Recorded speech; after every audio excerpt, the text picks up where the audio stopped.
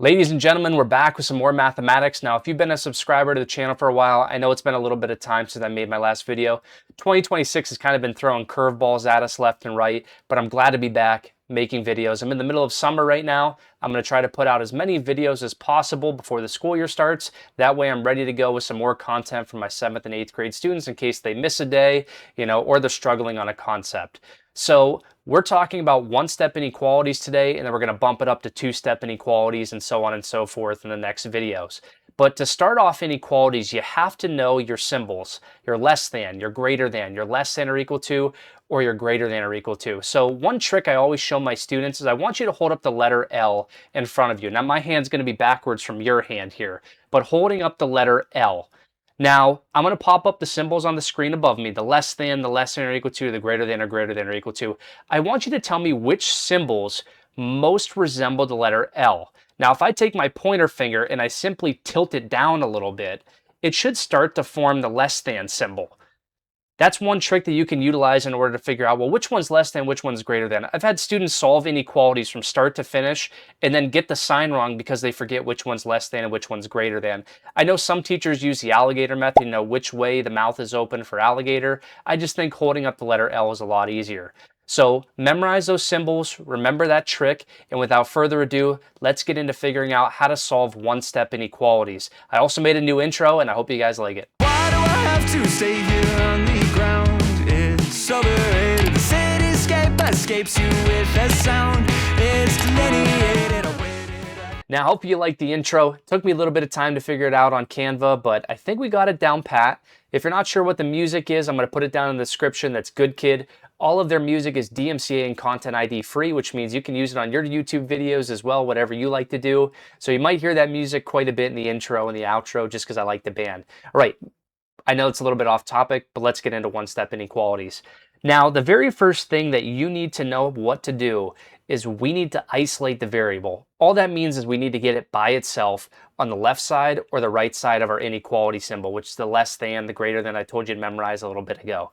So our goal for number one is let's get the letter N by itself.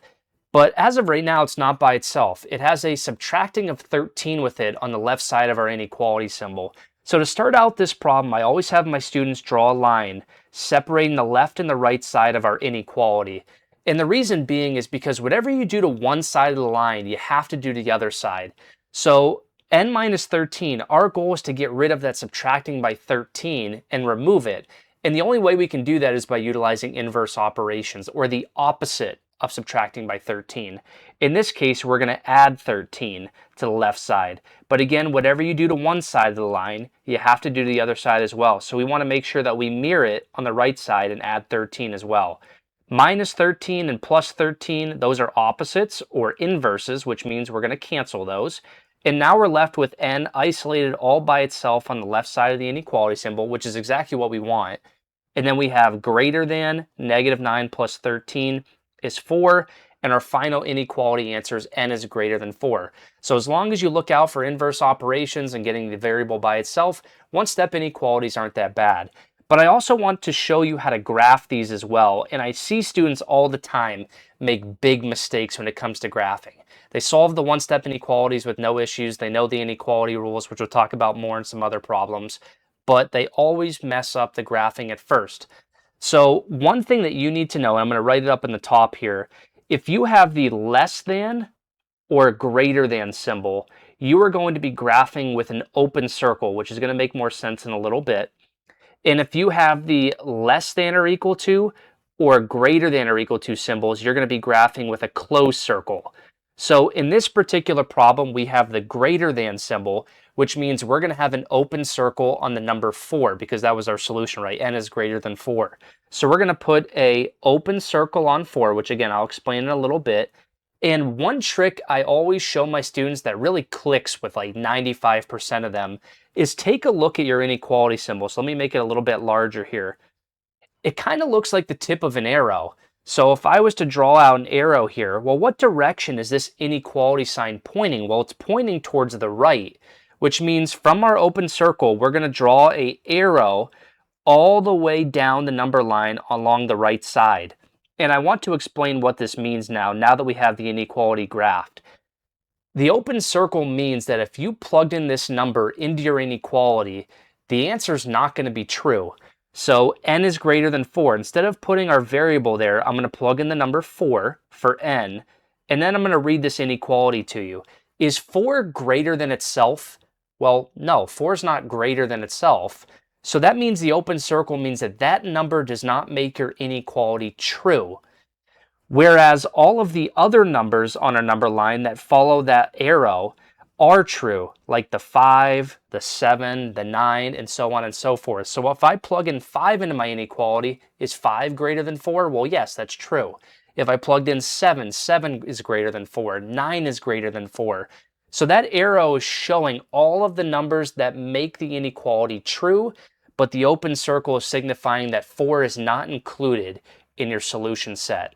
Now, if you were to draw the line the other way, you're not showing any solutions that make the inequality true at all. So you have to be very careful which way your arrow is going, or else your answer is completely wrong. So that's one neat trick to figure out, and then once you get that down pat, it's usually pretty easy from there. So that's it for the first one, and then let's go ahead and go into number 2. So now we have 36 is less than s plus 27. So let's go ahead and draw our lines separating the left and the right side. S plus 27, we want to get rid of that adding 27 by subtracting 27 below it. That's the inverse of addition, which means we have to do minus 27 on the left side as well. So our inverses cancel, and we're left with 36 minus 27, which is going to give us 9, is less than S. Now, when the variable is on the right side, I always see students make a mistake when it comes to graphing. So I always have my students move the variable from the right side of the inequality to the left side of the inequality. So our final answer is actually going to be S on the left, 9 is going to be on the right, but you can't just make this switch without something else changing as well. Because I changed the position of the left and the right, our inequality sign has to flip as well. So our final answer is actually going to be S is greater than 9. So if you were to leave it like this, for example, I always see students do this. They put an open circle on 9 and they go this way, going to the left, which is completely inaccurate.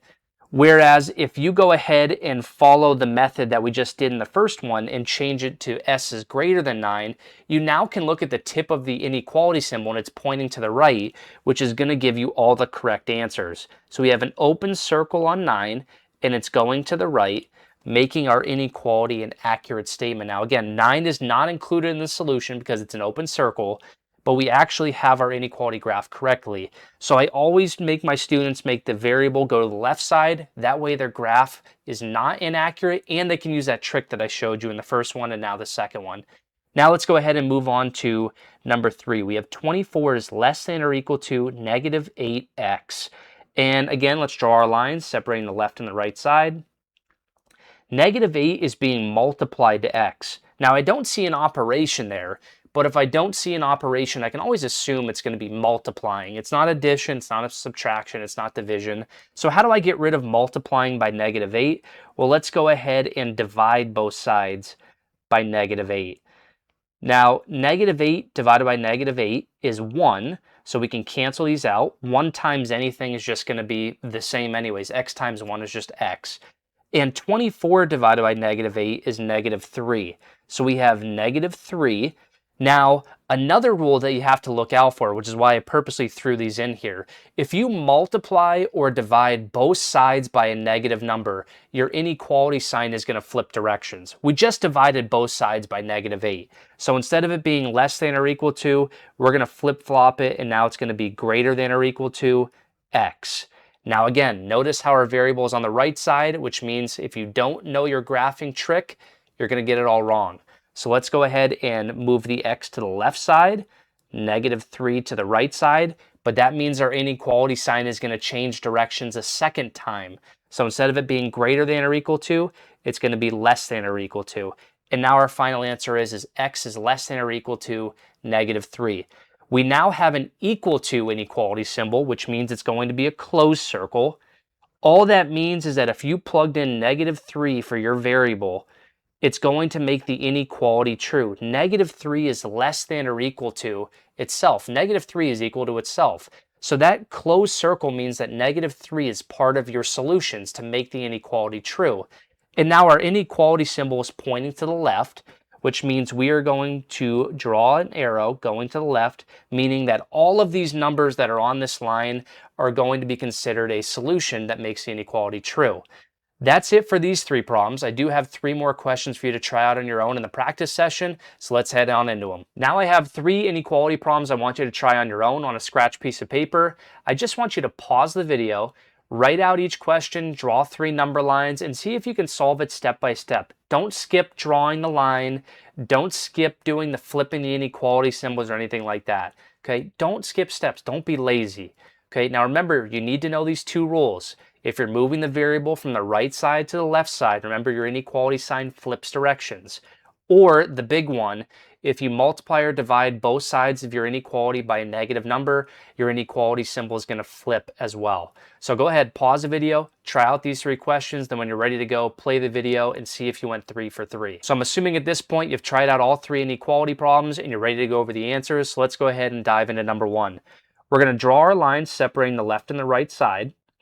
W needs to be isolated or getting by itself, so we need to get rid of 16 by subtracting 16 because that's the inverse of addition. So let's subtract 16 on the other side of the line. 16 minus 16 is 0, and you're left with W is greater than or equal to 4. W is already on the left side, so we don't want to flip it and go to the right side.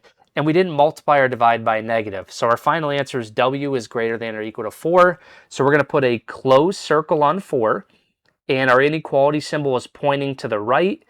And here's the correct graph for the first one, and our final answer being W is greater than or equal to 4. So hopefully you're 1 for 1 right now, and let's go ahead and move over to number 2. A little bit more challenging of a question. I wanted to throw this in here to see if you know your inequality rules.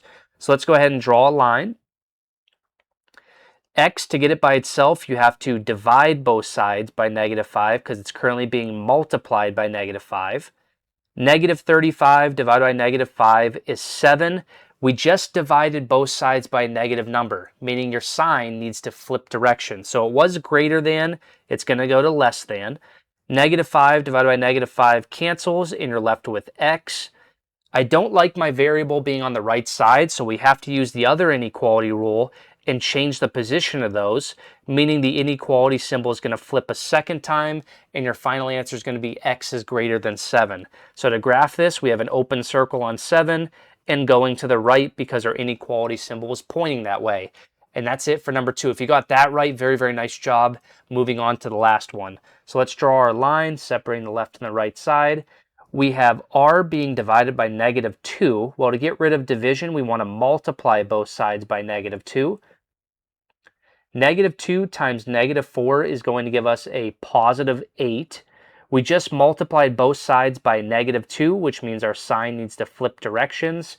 And then our -2's are going to cancel, and we have R all by itself. However, we don't want it on the right side. Let's go ahead and flip that. R over here, 8 over here.